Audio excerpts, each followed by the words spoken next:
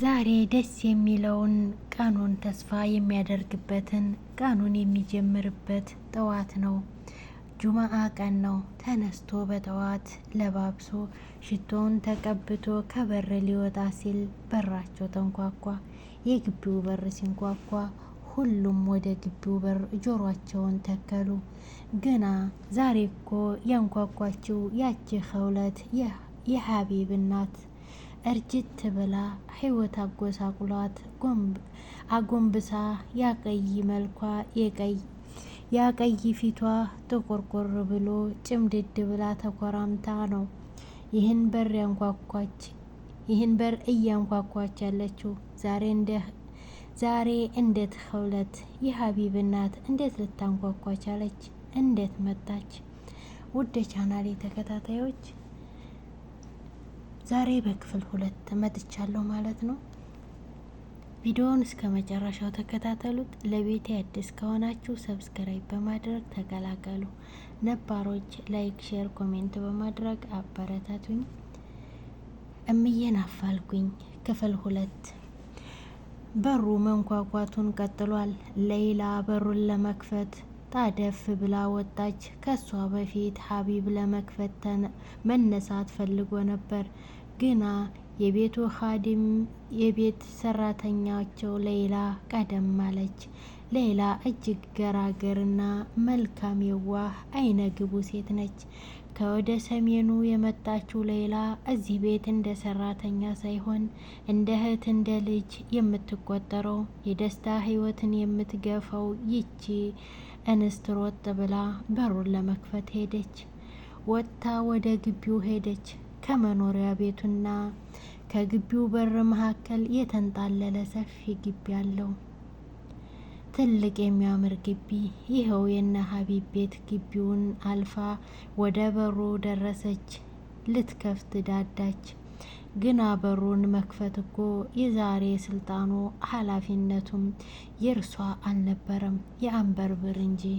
አንበርብርም ሀቢብ ከመሬት አንስቶ ከአእምሮ ህመም እያገገመ ያለ ሚስኪን ወጣት ነው። አንበርብርም በእርግጥ ወጣትነትን ያለፈ ጎልማሳ መባል የሚቃጣው አይነት ነው። አንበርብር የዋህና ገራገር ከመሆኑም በተጨማሪ ህመሙ ጫና ፈጥሮበት ሞኛ ሞኝ ቢጤ አድርጎታል። አንበርብርም ሜዳ ወድቆ ለአመታት የቆየ የነበረ የአእምሮ ታማሚ ነው። ሰዎች እብድ እያሉ ይጠሩታል። እሱ በጣም ጸባየኛ፣ ሰው የማይነካ ቢሆንም ሰዎች ግን ባጠገቡ ሲያልፉ በዙሪያው የሚደረድራቸውን ድንጋዮች ገና አይተው በፍርሃት መንገድ ቀይረው ይሄዱ ነበር። ልብሱን ጥሎ ራቁቱን የነበረው አንበርብር ዛሬ ጤናው እጅግ በጣም ውድ በሚባል ደረጃ በጣም ተስተካክሎ ትንሽ ቀርቶት ወደዚህ መስመር መጥቷል። ሀቢብ አንበርብርን የቤት ጥበቃ አድርጎ ቀጥሮታል። ሌላ ቦታ ማንም ሰው አንበርብርን ሰራተኛ አድርጎ ሊቀበለው ስለማይችልና ዶክተሩም ልክ እንደ ሰው መስራት እንደሚችልና ስራ እንደማያቅተው ካሳያቸው ጤናው ይመለሳል ስላላቸው በጥበቃነት ቀጥሮታል። ምክንያቱም ለዚህ ቤት የቀረው ስራ ይሄው ነበርና።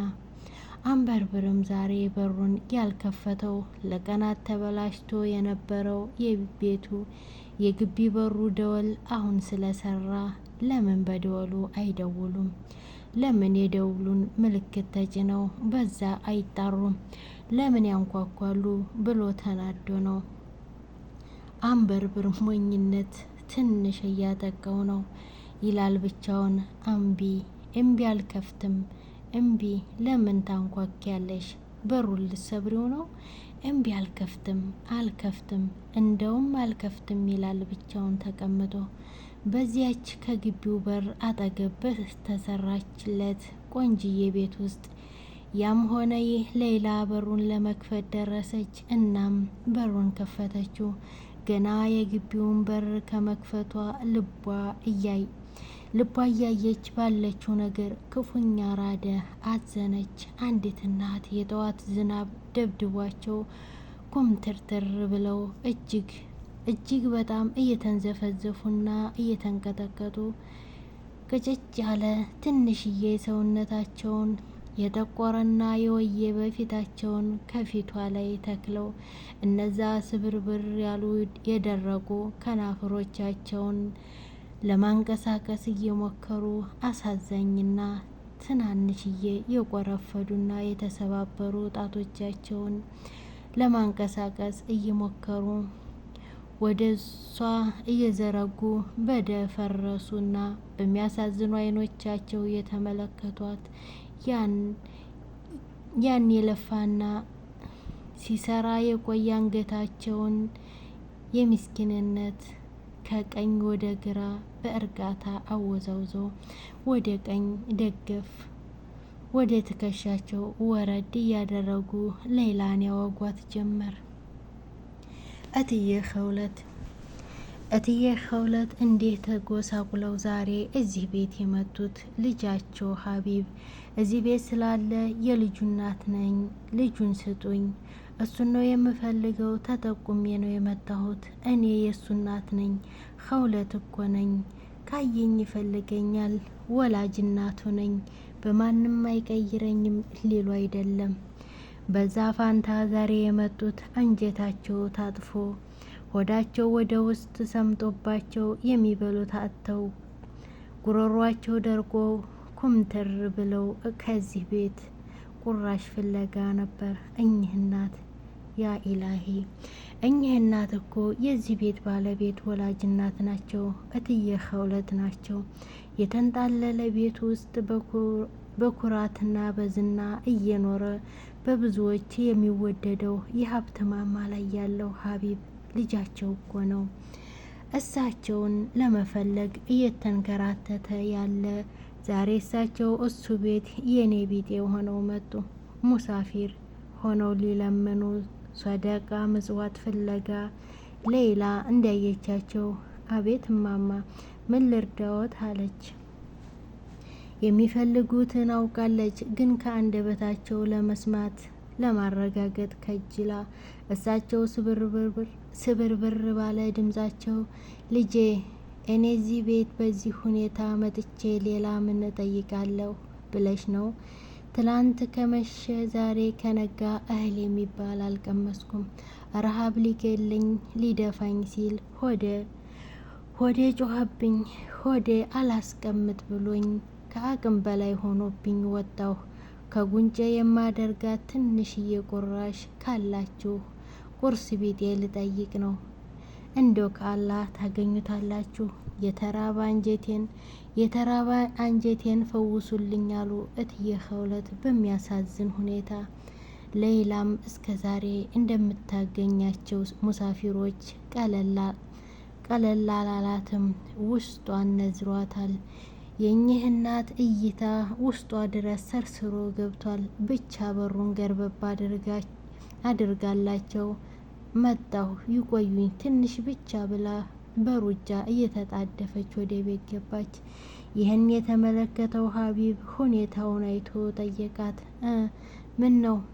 ምን የሚያስሮጥ ነገር መጣ? ማን ነው ያንኳኳው አላት። ሌላም አይ አንድ እናት ናቸው፣ እርቧቸው ምግብ ፈልገው አለችው። ሀቢብም እናት ነው ያልሽኝ? ታዲያ እዛ በተቀመጡበት ደጅ ላይ ልትሰጫቸው ነው? እኚህ እናት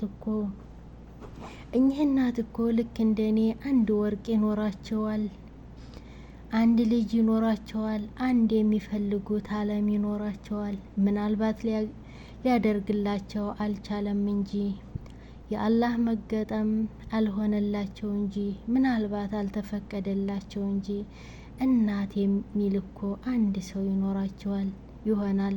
አስገቢያቸው፣ ወደ ቤት አስገቢያቸው።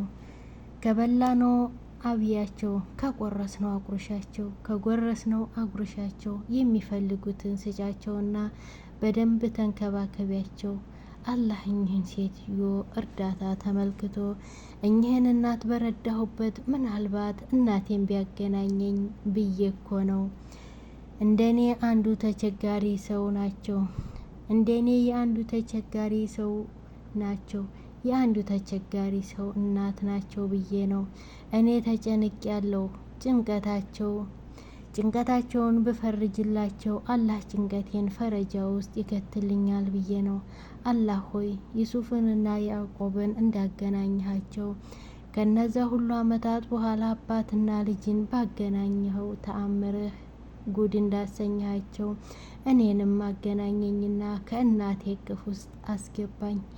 የወላጅ እናቴ ጉያ ናፍቆኛል፣ ከእናቴ እቅፍ አስገባኝ አለ ሀቢብ አይኖቹ በእንባ እየራሱ። ባለቤቱ ሀናን እቅፍ አደረገችው ስሜቱን ልትጋራው።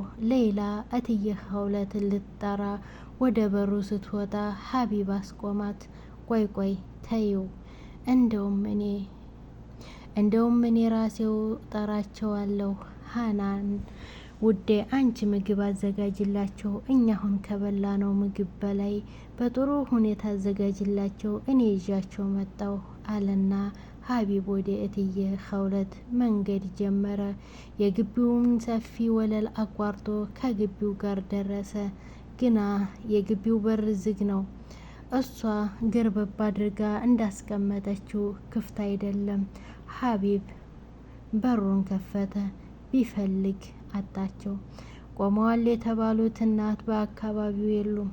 ወደ ውጭ ወጥቶ ወደ ግራም ወደ ቀኝም አማተረ። ሰፈሩ እንደ ወትሮ ጭር እንዳለ ነው። ትንሽ የሚያካፋ ወጨፎ ዝናብ እንጂ የሰው ዘር የለም። እናትም አይደለም። እናት የሚመስል ሰው እንኳን በአካባቢው የሉም። ሀቢብ በራሱ አዘነ። ምናልባት እኚህ እናት ካፊያው መቷቸው ቆመው ነው የሄዱት አለ። ግን ግቢውን እንዴት ሊዘጉት ቻሉ? በሩ ከፍ ያለ ነው። ገርበብ እንዳደረገችው ጥለውት ይሄዳሉ እንጂ እንዴት ይዘጋሉ ብሎ አሰበ። ምክንያቱም የሌላን ባህሪ ያውቀዋል። በር ዘግታ አትሄድም። ግራ ይገባውና ወደ ኋላ መለስ ብሎ መጣራት ጀመረ። አንበርብር አለ። መልስ የለም። ወደ አንበርብር ክፍል ጠጋ ብሎ አንኳኳ። አንበርብርም ይሰማሃል?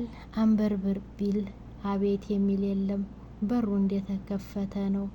ከፍቶ ወደ ውስጥ ለመግባት ሞከረ። አንበርብርም ከቤት ውስጥ የለም። የት ሄዶ ነው?